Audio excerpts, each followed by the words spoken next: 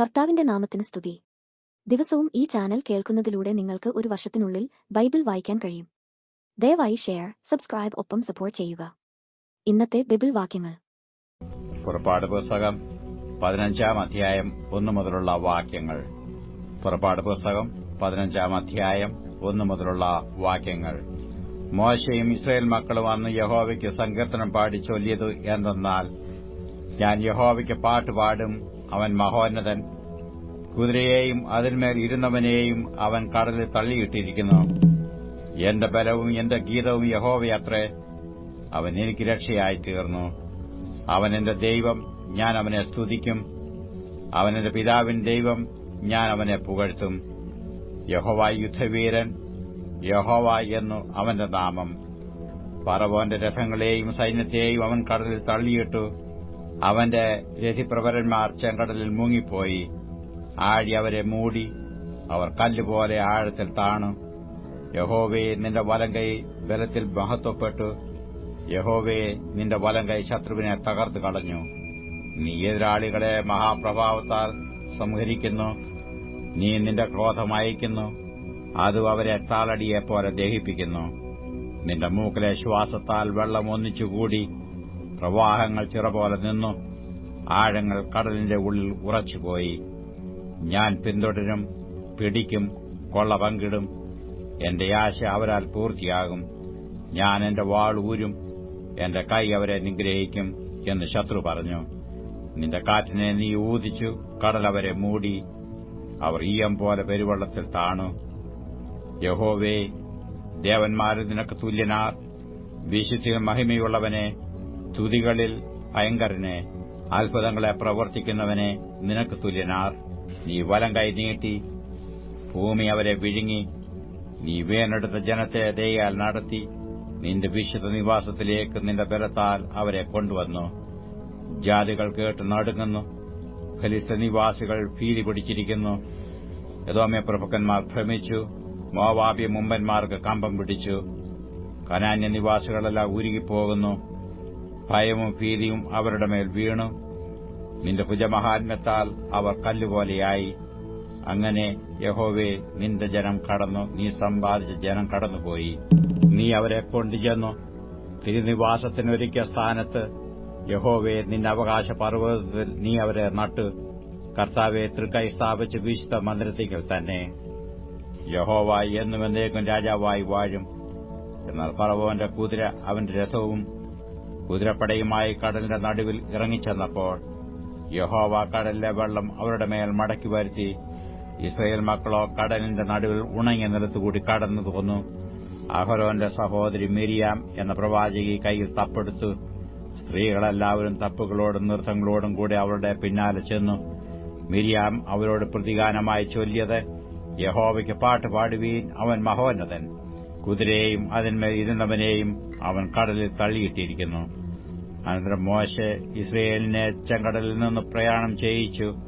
അവർ ശൂർ മരുഭൂമിയിൽ ചെന്ന് 3 ദിവസം മരുഭൂമിയിൽ വെള്ളം കിട്ടാതെ സഞ്ചരിച്ചു. മാറായിലെത്തിയാറെ മാറായിലെ വെള്ളം കുടിപ്പാൻ അവർക്ക് കഴിഞ്ഞില്ല. അത് കയ്പുള്ളതായിരുന്നു. അതുകൊണ്ട് അതിന് മാറ എന്ന് പേരിട്ടു. അപ്പോൾ ജനം, ഞങ്ങൾ എന്തു കുടിക്കുമെന്ന് പറഞ്ഞു മോശയുടെ നേരെ പെറുപെറുത്തു. അവൻ യഹോവയോട് അപേക്ഷിച്ചു. യഹോവ അവനൊരു വൃക്ഷം കാണിച്ചു കൊടുത്തു. അവൻ അത് വെള്ളത്തിലിട്ടപ്പോൾ വെള്ളം മധുരമായി തീർന്നു. അവിടെ വെച്ചു അവൻ അവർക്കൊരു ചട്ടവും പ്രമാണവും നിയമിച്ചു. അവിടെ വെച്ചു അവൻ അവരെ പരീക്ഷിച്ചു. നിന്റെ ദൈവമായ യഹോവയുടെ വാക്ക് നീ ശ്രദ്ധയോടെ കേട്ട് അവന് പ്രസാദമുള്ളത് ചെയ്യുകയും അവന്റെ കൽപ്പനകളെ അനുസരിച്ചു അവന്റെ സകല വിധികളും പ്രമാണിക്കുകയും ചെയ്താൽ, ഞാൻ മിസ്രയീമ്യർക്ക് വരുത്തിയ വ്യാധികളിൽ ഒന്നും നിനക്ക് വരുത്തുകയില്ല. ഞാൻ നിന്നെ സൌഖ്യമാക്കുന്ന യഹോവയാകുന്നുവെന്ന് അരുളി ചെയ്തു. പിന്നെ അവർ ഏലീമിലെത്തി. അവിടെ 12 നീരുറവും 70 ഈത്തപ്പനയും ഉണ്ടായിരുന്നു. അവർ അവിടെ വെള്ളത്തിനരികെ പാളയമിറങ്ങി. പുറപ്പാട് പുസ്തകം 16-ാം അധ്യായം 1 മുതലുള്ള വാക്യങ്ങൾ. പുറപ്പാട് പുസ്തകം 16-ാം അധ്യായം 1 മുതലുള്ള വാക്യങ്ങൾ. അവർ ഏലീമിൽ നിന്ന് യാത്ര പുറപ്പെട്ടു. ഇസ്രായേൽ മക്കൾ മിസ്രയീം ദേശത്തു നിന്ന് പുറപ്പെട്ട 2-ാം മാസം 15-ാം തീയതി അവരുടെ സംഘമൊക്കെയും ഏലീമിനും സീനായിക്കും മധ്യേയുള്ള സീൻ മരുഭൂമിയിൽ വന്നു. ആ മരുഭൂമിയിൽ വെച്ച് ഇസ്രായേൽ മക്കളുടെ സംഘമൊക്കെയും മോശയ്ക്കും അഹരോനും വിരോധമായി പെറുപെറുത്തു. ഇസ്രായേൽ മക്കൾ അവരോട്, ഞങ്ങൾ ഇറച്ചിക്കലങ്ങളുടെ അടുക്കിലിരിക്കുകയും തൃപ്തിയാകുമണ്ണം ഭക്ഷണം കഴിക്കുകയും ചെയ്ത മിസ്രയീം ദേശത്ത് വെച്ച് യഹോവയുടെ കൈയാൽ മരിച്ചിരുന്നുവെങ്കിൽ കൊള്ളായിരുന്നു. നിങ്ങൾ ഈ സംഘത്തെ മുഴുവനും പട്ടിണിയിട്ട് കൊല്ലുവാൻ ഈ മരുഭൂമിയിലേക്ക് കൂട്ടിക്കൊണ്ടു വന്നിരിക്കുന്നു എന്ന് പറഞ്ഞു. അപ്പോൾ യഹോവ മോശയോട്, ഞാൻ നിങ്ങൾക്ക് ആകാശത്തുനിന്ന് അപ്പം വർഷിപ്പിക്കും. ജനം എന്റെ ന്യായപ്രമാണം അനുസരിക്കുമോ ഇല്ലയോ എന്ന് ഞാൻ അവരെ പരീക്ഷിക്കേണ്ടതിന് അവർ പുറപ്പെട്ടു ഓരോ ദിവസത്തേക്ക് വേണ്ടത് അന്നന്ന് പെറുക്കിക്കൊള്ളേണം. എന്നാൽ 6-ാം ദിവസം അവർ കൊണ്ടുവരുന്നത് ഒരുക്കുമ്പോൾ ദിവസം പ്രതി പെറുക്കുന്നതിന്റെ ഇരട്ടി കാണുമെന്ന് അരുളി ചെയ്തു. മോശയും അഹരോനും ഇസ്രായേൽ മക്കളോടൊക്കെയും, നിങ്ങളെ മിസ്രയീം ദേശത്ത് നിന്ന് കൊണ്ടുവന്ന യഹോവ തന്നെ എന്ന് ഇന്ന് വൈകുന്നേരം നിങ്ങൾ അറിയും. പ്രഭാതകാലത്ത് നിങ്ങൾ യഹോവയുടെ തേജസ് കാണും. യഹോവയുടെ നേരെയുള്ള നിങ്ങളുടെ പെറുപെറുപ്പ് അവൻ കേട്ടിരിക്കുന്നു. നിങ്ങൾ ഞങ്ങളുടെ നേരെ പെറുപെറുക്കുവാൻ ഞങ്ങൾ എന്തുള്ളൂ എന്ന് പറഞ്ഞു. മോശെ പിന്നെയും, യഹോവ നിങ്ങൾക്ക് തിന്നുവാൻ വൈകുന്നേരത്ത് മാംസവും പ്രഭാതകാലത്ത് തൃപ്തിയാകുമണ്ണം അപ്പവും തരുമ്പോൾ നിങ്ങൾ അറിയും. യഹോവയുടെ നേരെ നിങ്ങൾ പെറുപെറുക്കുന്നത് അവൻ കേൾക്കുന്നു. ഞങ്ങൾ എന്തുള്ളൂ? നിങ്ങളുടെ പെറുപെറുപ്പ് ഞങ്ങളുടെ നേരെയല്ല, യഹോവയുടെ നേരെ അത്രേ എന്ന് പറഞ്ഞു. അഹരോനോട് മോശെ, യഹോവയുടെ മുമ്പാകെ അടുത്തു വരുവീൻ, അവൻ നിങ്ങളുടെ പെറുപെറുപ്പ് കേട്ടിരിക്കുന്നു എന്ന് ഇസ്രായേൽ മക്കളുടെ സർവ്വസംഘത്തോടും പറക എന്ന് പറഞ്ഞു. അഹരോൻ ഇസ്രായേൽ മക്കളുടെ സർവ്വസംഘത്തോടും സംസാരിക്കുമ്പോൾ അവർ മരുഭൂമിക്ക് നേരെ തിരിഞ്ഞു നോക്കി യഹോവയുടെ തേജസ് മേഘത്തിൽ വെളിപ്പെട്ടിരിക്കുന്നത് കണ്ടു.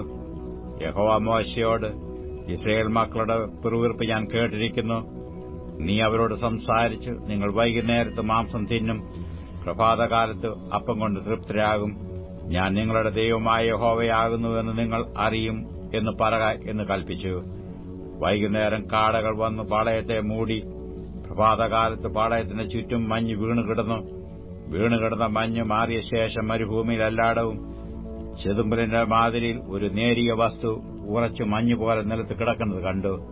ഇസ്രായേൽ മക്കൾ അത് കണ്ടാറ് എന്തെന്ന് അറിയായികയാൽ ഇതെന്ത് എന്ന് തമ്മിൽ ചോദിച്ചു. മോശെ അവരോട്, ഇത് യഹോവ നിങ്ങൾക്ക് ഭക്ഷിപ്പാൻ തന്നിരിക്കുന്ന ആഹാരമാകുന്നു. ഓരോരുത്തരും ഭക്ഷിക്കാവുന്നിടത്തോളം പേർക്കിക്കൊള്ളുവീൻ. താന്റെ കൂടാരത്തിലുള്ളവരുടെ എണ്ണത്തിനൊത്തവണ്ണം ആളൊന്നിന് ഇടങ്ങഴി വീതം എടുത്തുകൊള്ളണം എന്ന് യഹോവ കൽപ്പിച്ചിരിക്കുന്നു എന്ന് പറഞ്ഞു. ഇസ്രായേൽ മക്കൾ അങ്ങനെ ചെയ്തു. ചിലർ ഏറെയും ചിലർ കുറേയും പെറുക്കി ഇടങ്ങഴി കൊണ്ട് അളന്നപ്പോൾ ഏറെ പിറക്കിയവന് ഏറെയും കുറെ പിറക്കിയവന് കുറവും കണ്ടില്ല. ഓരോരുത്തൻ താൻ ഭക്ഷിക്കാവുന്നിടത്തോളം പെറുകിയിരുന്നു. പിറ്റന്നാളേക്ക് ആരും ഒട്ടും ശേഷിപ്പിക്കരുതെന്ന് മോശ പറഞ്ഞു. എങ്കിലും ചിലർ മോശയെ അനുസരിക്കാതെ പിറ്റന്നാളേക്ക് കുറെ ശേഷിപ്പിച്ചു. അത് കൃമിച്ചു നാറി. മോശ അവരോട് കോപിച്ചു. അവർ രാവിലെ തോറും അവനവന് ഭക്ഷിക്കാവുന്നിടത്തോളം പേർക്കും. വെയിൽ മൂക്കുമ്പോൾ അത് ഉരുകിപ്പോകും. എന്നാൽ 6-ാം ദിവസം അവർ ആളൊന്നിന് 2 ഇടങ്ങഴി വീതം ഇരട്ടി ആഹാരം ശേഖരിച്ചു. അപ്പോൾ സംഘപ്രമാണികളെല്ലാവരും വന്ന് മോശയോട് അറിയിച്ചു. അവനവരോട്, അത് യഹോവ കൽപ്പിച്ചത് തന്നെ. നാളെ സ്വസ്ഥതയാകുന്നു. യഹോവയ്ക്ക് വിശുദ്ധമായുള്ള ശബ്ബത്ത്. ചുടുവാനുള്ളത് ചുടുവീൻ, പാകം ചെയ്യുവാനുള്ളത് പാകം ചെയ്യുവീൻ. ശേഷിക്കുന്നതൊക്കെയും നാളത്തേക്ക് സൂക്ഷിച്ചു വെപ്പീൻ. മോശെ കൽപ്പിച്ചതുപോലെ അവർ അത് പിറ്റേന്നാളേക്ക് സൂക്ഷിച്ചു വെച്ചു. അത് നാറിപ്പോയില്ല, കൃമിച്ചതുമില്ല. അപ്പോൾ മോശെ പറഞ്ഞത്, ഇത് ഇന്ന് ഭക്ഷിപ്പീൻ. ഇന്ന് യഹോവയുടെ ശബ്ബത്താകുന്നു. ഇന്ന് അത് വെളിയിൽ കാണുകയില്ല. 6 ദിവസം നിങ്ങളത് പെറുക്കണം. ശബ്ബത്തായ 7-ാം ദിവസത്തിലോ അത് ഉണ്ടാകുകയില്ല. എന്നാൽ 7-ാം ദിവസം ജനത്തിൽ ചിലർ പെറുക്കുവാൻ പോയാരെ കണ്ടില്ല. അപ്പോൾ യഹോവ മോശയോട്, എന്റെ കൽപ്പനകളും ന്യായപ്രമാണങ്ങളും പ്രമാണിപ്പാൻ നിങ്ങൾക്ക് എത്രത്തോളം മനസ്സില്ലാതിരിക്കും? നോക്കുവീൻ, യഹോവ നിങ്ങൾക്ക് ശബ്ബത്ത് തന്നിരിക്കുന്നു. അതുകൊണ്ട് 6-ാം ദിവസം അവൻ നിങ്ങൾ 2 ദിവസത്തേക്കുള്ള ആഹാരം തരുന്നു. നിങ്ങൾ താങ്കളുടെ സ്ഥലത്ത് ഇരിപ്പീൻ. 7-ാം ദിവസം ആരും തന്റെ സ്ഥലത്തുനിന്ന് പുറപ്പെടരുത് എന്ന് കൽപ്പിച്ചു. അങ്ങനെ ജനം 7-ാം ദിവസം സ്വസ്ഥമായിരുന്നു. ഇസ്രായേലിയർ ആ സാധനത്തിന് മന്ന എന്ന് പേരിട്ടു. അത് കൊത്തമ്പാലരി പോലെയും വെള്ള നിറമുള്ളതും തേൻ കൂട്ടിയ ദോശയോടൊത്ത രുചിയുള്ളതും ആയിരുന്നു. പിന്നെ മോശെ യഹോവ കൽപ്പിക്കുന്ന കാര്യമാവിത്: ഞാൻ നിങ്ങളെ മിസ്രയീം ദേശത്തുനിന്ന് കൊണ്ടുവരുമ്പോൾ നിങ്ങൾ മരുഭൂമിയിൽ ഭക്ഷിപ്പാൻ തന്ന ആഹാരം നിങ്ങളുടെ തലമുറകൾ കാണേണ്ടതിന് സൂക്ഷിച്ചു വെപ്പീൻ, അതിൽ നിന്ന് ഒരിടങ്ങഴി നിറച്ചെടുക്കണം എന്ന് പറഞ്ഞു. അഹരോനോട് മോശെ ഒരു പാത്രമെടുത്തു അതിൽ ഒരു ഇടങ്ങഴി മന്ന ഇട്ട് നിങ്ങളുടെ തലമുറകൾക്കു വേണ്ടി സൂക്ഷിപ്പാൻ യഹോവയുടെ മുമ്പാകെ വെച്ചുകൊള്ളുക എന്ന് പറഞ്ഞു. യഹോവ മോശയോട് കൽപ്പിച്ചതുപോലെ അഹരോൻ അത് സാക്ഷ്യസന്നിധിയിൽ സൂക്ഷിച്ചു വെച്ചു. കുടിപാർപ്പുള്ള ദേശത്ത് എത്തുവോളം ഇസ്രായേൽ മക്കൾ 40 സംവത്സരം മന്ന ഭക്ഷിച്ചു. കനാൻ ദേശത്തിന്റെ അതിലെത്തുവോളം അവർ മന്ന ഭക്ഷിച്ചു. ഒരു ഇടങ്ങഴി പറയുടെ 10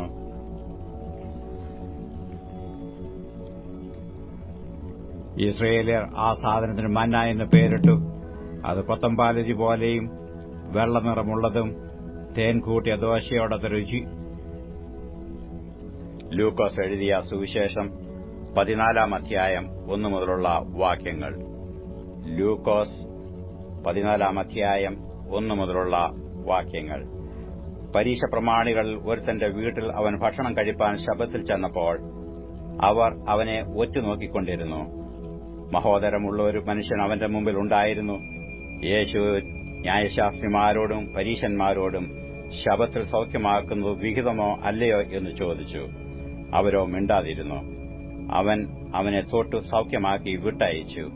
പിന്നെ അവരോട്, നിങ്ങൾ ഒരുത്തന്റെ മകനോ കാളയോ ശബ്ബത്ത് നാളിൽ കിണറ്റിൽ വീണാൽ ക്ഷണത്തിൽ വലിച്ചെടുക്കുകയില്ലയോ എന്ന് ചോദിച്ചതിന് പ്രത്യുത്തരം പറവാൻ അവർക്ക് കഴിഞ്ഞില്ല. ക്ഷണിക്കപ്പെട്ടവർ മുഖ്യാസനങ്ങളെ തിരഞ്ഞെടുക്കുന്നത് കണ്ടിട്ട് അവൻ അവരോട് ഒരു ഉപമ പറഞ്ഞു.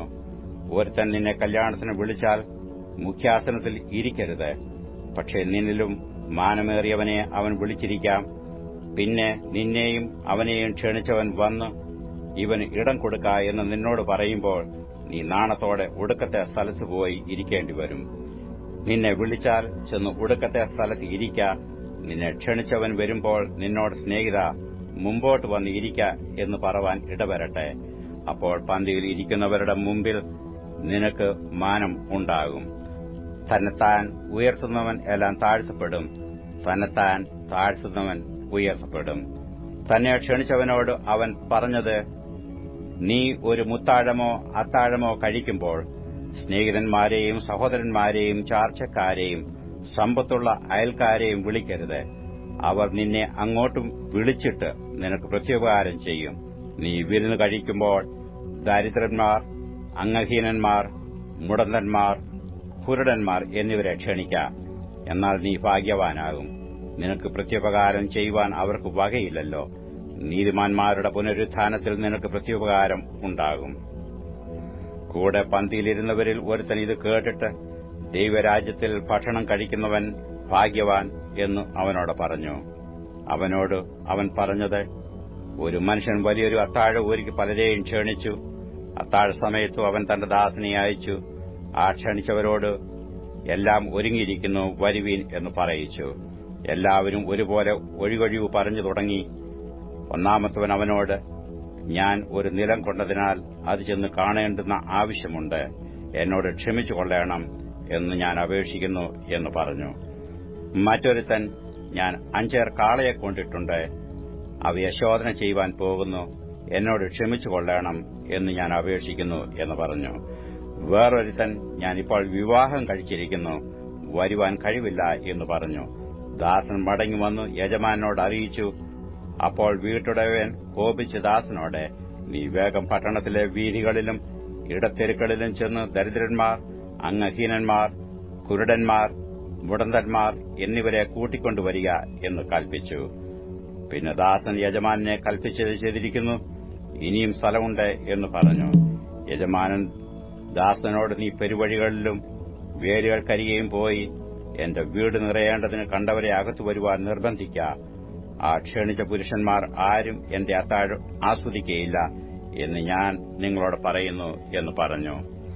ഏറിയ പുരുഷാരോ അവനോടുകൂടെ പോകുമ്പോൾ അവൻ തിരിഞ്ഞു അവരോട് പറഞ്ഞത്, എന്റെ അടുക്കൽ വരികയും അപ്പനെയും അമ്മയെയും ഭാര്യയെയും മക്കളെയും സഹോദരന്മാരെയും സഹോദരികളെയും സ്വന്തം ജീവനെയും കൂടെ പകയ്ക്കാതിരിക്കുകയും ചെയ്യുന്നവന് എന്റെ ശിഷ്യനായിരിക്കാൻ കഴിയുകയില്ല.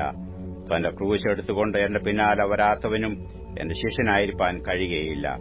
നിങ്ങളിൽ ആരെങ്കിലും ഒരു ഗോപുരം പണിവാൻ ഇച്ഛിച്ചാൽ ആദ്യം ഇരുന്ന് അത് തീർപ്പാൻ വകയുണ്ടോ എന്ന് കണക്ക് നോക്കുന്നില്ലയോ? അല്ലെങ്കിൽ അടിസ്ഥാനമിട്ട ശേഷം തീർപ്പാൻ വകയില്ല എന്ന് വന്നേക്കാം. കാണുന്നവർ എല്ലാം ഈ മനുഷ്യൻ പണിവാൻ തുടങ്ങി, തീർപ്പാനോ വകയില്ല എന്ന് പരിഹസിക്കുമല്ലോ. അല്ല, ഒരു രാജാവ് മറ്റൊരു രാജാവിനോട് പടയേൽപ്പാൻ പുറപ്പെടും മുമ്പേ ഇരുന്ന് 20,000 വരുന്നവനോട് താൻ 10,000 എതിർപ്പാൻ മതിയോ എന്ന് ആലോചിക്കുന്നില്ലയോ? പോരാ എന്ന് വരികിൽ മറ്റവൻ ദൂരത്തിരിക്കുമ്പോൾ തന്നെ സ്ഥാനാപതികളെ അയച്ച് സമാധാനത്തിനായി അപേക്ഷിക്കുന്നു. അങ്ങനെ തന്നെ നിങ്ങളിൽ ആരെങ്കിലും തനിക്കുള്ളത് ഒക്കെയും വിട്ടുപിരിയുന്നില്ല എങ്കിൽ അവന് എന്റെ ശിഷ്യനായിരിക്കാൻ കഴിയുകയില്ല. ഉപ്പ് നല്ലത് തന്നെ. ഉപ്പ് കാരമില്ലാതെ പോയാൽ എന്തൊന്നുകൊണ്ട് അതിന് രസം വരുത്തും? പിന്നെ നിലത്തിനും വളത്തിനും കൊള്ളുന്നതല്ല, അതിനെ പുറത്തു കളയും. കേൾപ്പാൻ ചെവിയുള്ളവൻ കേൾക്കട്ടെ. ലൂക്കോസ് എഴുതിയ സുവിശേഷം 15-ാം അധ്യായം 1 മുതലുള്ള വാക്യങ്ങൾ. ലൂക്കോസ് എഴുതിയ സുവിശേഷം 15-ാം അധ്യായം 1 മുതലുള്ള വാക്യങ്ങൾ. ചുങ്കക്കാരും പാപികളും എല്ലാം അവന്റെ വചനം കേൾപ്പാൻ അവന്റെ അടുക്കൽ വന്നു. ഇവൻ പാപികളെ കൈക്കൊണ്ടു അവരോടുകൂടെ ഭക്ഷിക്കുന്നു എന്ന് പരീശന്മാരും ശാസ്ത്രിമാരും പറഞ്ഞു പിറുപിറുത്തു. അവരോട് അവൻ ഈ ഉപമ പറഞ്ഞു: നിങ്ങളിൽ ഒരാൾക്ക് 100 ആടുണ്ട് എന്നിരിക്കട്ടെ. അതിലൊന്ന് കാണാതെ പോയാൽ അവൻ 99 മരുഭൂമിയിൽ വിട്ടേച്ചു ആ കാണാതെ പോയതിനെ കണ്ടെത്തും വരെ നോക്കി നടക്കാതിരിക്കുമോ? കണ്ടുകിട്ടിയാൽ സന്തോഷിച്ച് ചുമലിൽ എടുത്തു വീട്ടിൽ വന്ന സ്നേഹിതന്മാരെയും അയൽക്കാരെയും വിളിച്ചുകൂട്ടി, കാണാതെ പോയ എന്റെ ആടിനെ കണ്ടുകിട്ടിയതുകൊണ്ട് എന്നോടുകൂടെ സന്തോഷിപ്പീൻ എന്ന് അവരോട് പറയും. അങ്ങനെ തന്നെ മാനസാന്തരം കൊണ്ട് ആവശ്യമില്ലാത്ത 99 നീതിമാന്മാരെക്കുറിച്ചുള്ളതിനേക്കാൾ മാനസാന്തരപ്പെടുന്ന ഒരു പാപിയെ ചൊല്ലി സ്വർഗ്ഗത്തിൽ അധികം സന്തോഷമുണ്ടാകും എന്ന് ഞാൻ നിങ്ങളോട് പറയുന്നു. അല്ല, ഒരു സ്ത്രീക്ക് 10 ദ്രഹ്മയുണ്ട് എന്നിരിക്കട്ടെ. ഒരു ദ്രഹ്മ കാണാതെ പോയാൽ അവൾ വിളക്ക് കത്തിച്ച് വീട് അടിച്ചുവാരി അത് കണ്ടുകിട്ടും വരെ സൂക്ഷ്മത്തോടെ അന്വേഷിക്കാതിരിക്കുമോ? കണ്ടുകിട്ടിയാൽ സ്നേഹിതിമാരെയും അയൽക്കാരത്തികളെയും വിളിച്ചുകൂട്ടി, കാണാതെ പോയ ദ്രഹ്മ കണ്ടുകിട്ടിയതുകൊണ്ട് എന്നോടുകൂടെ സന്തോഷിപ്പീൻ എന്ന് പറയും. അങ്ങനെ തന്നെ മാനസാന്തരപ്പെടുന്ന ഒരു പാപിയെക്കുറിച്ച് ദൈവദൂതന്മാരുടെ മധ്യേ സന്തോഷമുണ്ടാകും എന്ന് ഞാൻ നിങ്ങളോട് പറയുന്നു. പിന്നെയും അവൻ പറഞ്ഞത്: ഒരു മനുഷ്യന് 2 പുത്രന്മാരുണ്ടായിരുന്നു. അവരിൽ ഇളയവൻ അപ്പനോട്, അപ്പാ, വസ്തുവിൽ എനിക്ക് വരേണ്ടുന്ന പങ്ക് തരണമേ എന്ന് പറഞ്ഞു. അവൻ അവർക്ക് മുതൽ പകുത്തുകൊടുത്തു. ഏറെ നാൾ കഴിയും മുമ്പേ ഇളയ മകൻ സകലവും സ്വരൂപിച്ച് ദൂരദേശത്തേക്ക് യാത്രയായി അവിടെ ദുർനടപ്പുകാരനായി ജീവിച്ച് വസ്തു നാനാവിധമാക്കി കളഞ്ഞു. എല്ലാം ചിലവഴിച്ച ശേഷം ആ ദേശത്ത് കഠിന ക്ഷാമമുണ്ടായിട്ട് അവന് മുട്ടുവന്നു തുടങ്ങി. അവൻ ആ ദേശത്തിലെ പൌരന്മാരിൽ ഒരുത്തനെ ചെന്നു ആശ്രയിച്ചു. അവനെ തന്റെ വയലിൽ പന്നികളെ മേയ്പ്പാൻ അയച്ചു. പന്നി തിന്നുന്ന വാളവര കൊണ്ട് വയറു നിറപ്പാൻ അവൻ ആഗ്രഹിച്ചുവെങ്കിലും ആരും അവന് കൊടുത്തില്ല. അപ്പോൾ സുബോധം വന്നിട്ടു അവൻ, എന്റെ അപ്പന്റെ എത്ര കൂലിക്കാർ ഭക്ഷണം കഴിച്ച് ശേഷിപ്പിക്കുന്നു, ഞാനോ വിശപ്പുകൊണ്ട് നശിച്ചു പോകുന്നു. ഞാൻ എഴുന്നേറ്റു അപ്പന്റെ അടുക്കൽ ചെന്ന് അവനോട്, അപ്പാ, ഞാൻ സ്വർഗ്ഗത്തോട് നിന്നോട് പാപം ചെയ്തിരിക്കുന്നു. ഇനി നിന്റെ മകനെന്നു പേരിന് ഞാൻ യോഗ്യനല്ല. നിന്റെ കൂലിക്കാരിൽ ഒരുത്തനെ പോലെ എന്നെ ആക്കണമേ എന്ന് പറയും എന്ന് പറഞ്ഞു. അങ്ങനെ അവൻ എഴുന്നേറ്റു അപ്പന്റെ അടുക്കൽ പോയി. ദൂരത്തുനിന്ന് തന്നെ അപ്പൻ അവനെ കണ്ടു മനസ്സലിഞ്ഞു ഓടിച്ചെന്ന് അവന്റെ കഴുത്ത് കെട്ടിപ്പിടിച്ചു അവനെ ചുംബിച്ചു. മകൻ അവനോട്, അപ്പാ, ഞാൻ സ്വർഗ്ഗത്തോടും നിന്നോടും പാപം ചെയ്തിരിക്കുന്നു. ഇനി നിന്റെ മകനെന്ന് വിളിക്കപ്പെടുവാൻ യോഗ്യനല്ല എന്ന് പറഞ്ഞു. അപ്പൻ തന്റെ ദാസന്മാരോട്, വേഗം മേൽത്തരമായ അങ്കി കൊണ്ടുവന്ന് ഇവനെ ധരിപ്പിപ്പീൻ. ഇവന്റെ കൈക്ക് മോതിരവും കാലിന് ചെരുപ്പും ഇടുവിപ്പീൻ. തടിപ്പിച്ച കാളക്കുട്ടിയെ കൊണ്ടുവന്ന് അറുപ്പീൻ. നാം തിന്ന് ആനന്ദിക്ക. ഈ എന്റെ മകൻ മരിച്ചവനായിരുന്നു, വീണ്ടും ജീവിച്ചു. കാണാതെ പോയിരുന്നു, കണ്ടുകിട്ടിയിരിക്കുന്നു എന്ന് പറഞ്ഞു. അങ്ങനെ അവർ ആനന്ദിച്ചു തുടങ്ങി. അവന്റെ മൂത്ത മകൻ വയലിലായിരുന്നു. അവൻ വന്ന് വീട്ടിനോടടുത്തപ്പോൾ വാദ്യവും നൃത്തഘോഷവും കേട്ടു. ബാല്യക്കാരിലൊരുത്തനെ വിളിച്ച് ഇതെന്ത് എന്ന് ചോദിച്ചു. അവൻ അവനോട്, നിന്റെ സഹോദരൻ വന്നു, നിന്റെ അപ്പൻ അവനെ സൌഖ്യത്തോടെ കിട്ടിയതുകൊണ്ട് തടിപ്പിച്ച കാളക്കുട്ടിയെ ആർത്തു എന്ന് പറഞ്ഞു.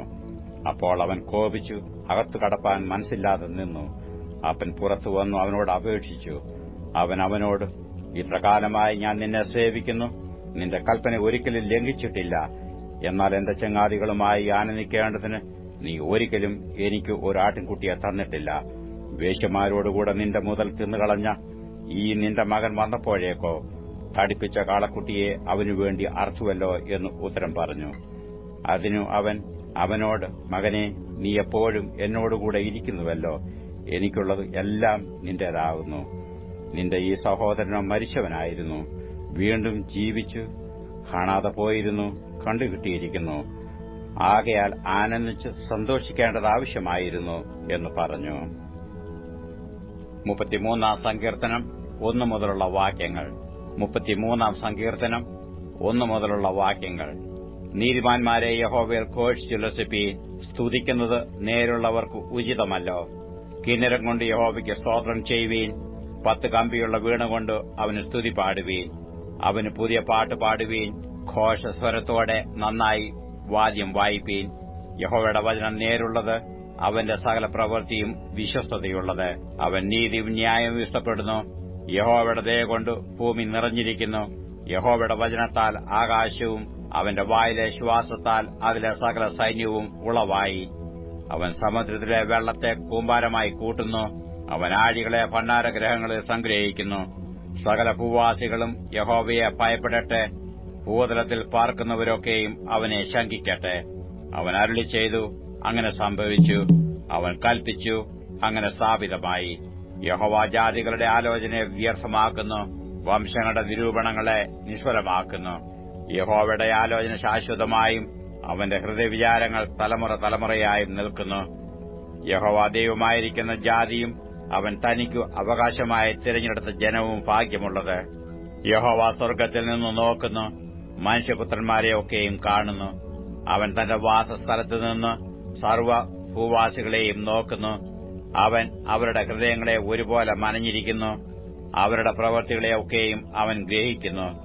സൈന്യബഹുത്വത്താൽ രാജാവ് ജയം പ്രാപിക്കുന്നില്ല, ബാലാധിക്യം കൊണ്ട് വീരൻ രക്ഷപ്പെടുന്നതുമില്ല. ജയത്തിനു കുതിര വ്യർത്ഥമാകുന്നു, തന്റെ ബാലാധിക്യം കൊണ്ട് അത് വിടുവിക്കുന്നതുമില്ല.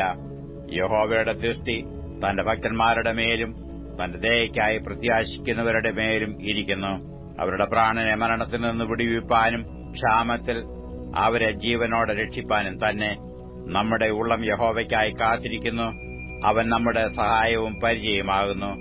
അവന്റെ വിശുദ്ധ നാമത്തിൽ നാം ആശ്രയിക്കിയാൽ നമ്മുടെ ഹൃദയം അവനിൽ സന്തോഷിക്കും. യഹോവേ, ഞങ്ങൾ നിങ്ങൾ പ്രത്യാശ വെക്കുന്നതുപോലെ നിന്റെ ദയ ഞങ്ങളുടെ മേൽ ഉണ്ടാകുമാറാകട്ടെ.